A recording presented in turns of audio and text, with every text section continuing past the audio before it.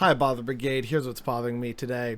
Or rather, kind of what's sort of bothering me, but not entirely. We're going to talk real quick about the rather sudden and surprising victory of the Socialist Party over in Portugal. And that is objectively good news, but it seems like it was kind of just there very quickly, and I was like, wow, surprising, great stuff. And then we all went away from the story.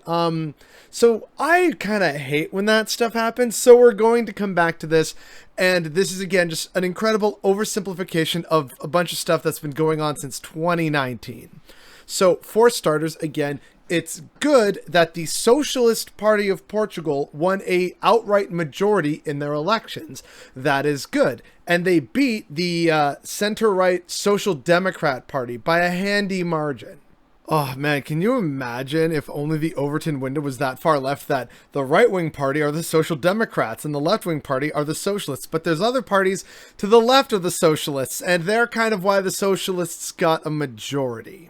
So in the previous election, which already right now I forget if it was 2019 or like shortly before that or after that, but basically around 2019 you had a power sharing agreement between the Socialists, the Communist Party, and another party called the Left Bloc. These parties had an informal political alliance so that they would negotiate things on a case-by-case basis. So rather tenuous and unstable. And well, unfortunately, just earlier this month, or like last year, I guess, it all came crashing down where the communists and the left bloc decided to say, no, you know what? This budget isn't quite right. It all came down to the budget that was being proposed. They said, no, we're going to push back on it and we're going to align with the right-wing parties, which, again, right-wing for this instance means the Social Democrats and I think one or two other, like, far-right parties, to try and bring down the government and try and extract further concessions for the budget. Because, again, you know, sure, this is nice to see, but Portugal does have a mountain of problems in terms of its economic output, its housing affordability, like the climate change. So there are very real issues facing the small nation of Portugal that absolutely do need to be addressed. Unfortunately, it seems like the left bloc and the communists decided to sync government along with the right-wing parties to punish the socialists, which, I mean, oh man, it's just good to see that leftist infighting is a universal phenomena across the planet. So once that happened and government fell, they were actually initially expecting a very low turnout. What changed it is that Portugal decided to allow people who were infected with COVID-19 and self-isolating to actually go out and vote. So couple things here, right?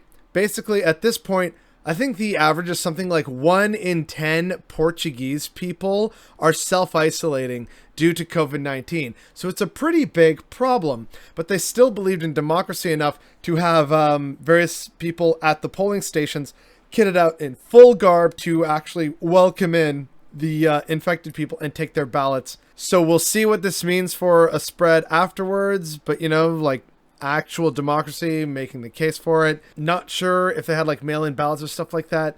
The main point that I'm trying to get at here is why the socialists won, who brought the government down in the first place, some of the issues facing Portugal, and what this means in the future. Well, this means right now, since they have a socialist majority government, that's technically a win insofar as, okay, socialists, pretty left-wing, sure, not as left-wing as the communists or the left bloc apparently, but still a much better option than, say, just Social Democrats, or even worse, like a far-right partnering with the Social Democrats. So that is good. The problem is that then in the wake of that, it means that now they have their majority, so no one can fight back on what they want to or don't want to do. So that could mean some really shisty happenings from the Socialist Party, especially if, you know, industry and capital get in there, since now they can no longer, or rather like they being the left parties, can no longer extract concessions from the Socialist Party.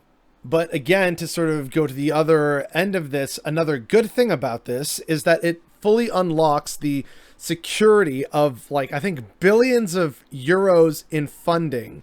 It's this massive pool of money that's being distributed all around the European Union, and Portugal is getting its slice, but now they have an actual single solid government, that makes the rest of the European Union far more confident in the ability that's not going to be mismanaged, misspent, etc., which would only piss off other European member countries and lead to even more strife and division, which the European Union, quite frankly, doesn't need right now. But also, how socialist is the Socialist Party of Portugal?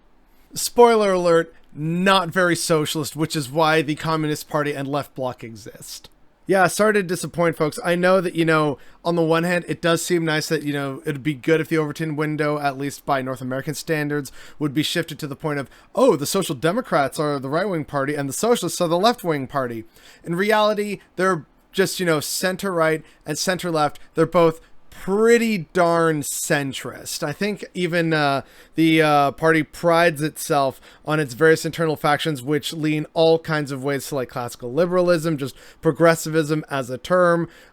Even there's like social democrats within the Socialist Party. So it's again like a big red tent approach. And so that naturally lends itself to trying to win people, and in that Big Ten approach, it basically means it's a centrist party. However, centrist in terms of like European would still look pretty left-wing to anyone in North America. But still, I just wanted to put that out there for people so that they had a bigger, better picture. It's not like all of a sudden Portugal is going to begin on the way to a true socialist revolution, and then after that a communist revolution, then after that an actual anarchist revolution or anything like that. That's not what's really happening here. What's happened in Portugal is actually truly good and a step in the right direction. There is absolutely no denying that. However, I noticed a lot of people, and myself included, and then I started doing the research of, wow, hey, great news. Let's find out a little bit more about it. But everyone just kind of walked on from that. So unfortunately, I'm here to bring us all, ground us down to reality where it's a good thing, not as great as maybe some of us are imagining. But given these dark and terrible times, I'm counting a win as a win. You feel me? But the core thing that's bothering me today, beyond the whole like, oh wow, socialists won, this is really great news, moving on, that's part of it, right? But the bigger aspect of this that is bothering me is the fact that now, because of like their miscalculations and pressure, whatever you want to call it, the actual left-wing parties, the Communist Party and the Left Bloc, now have no leverage in the Portuguese political system now.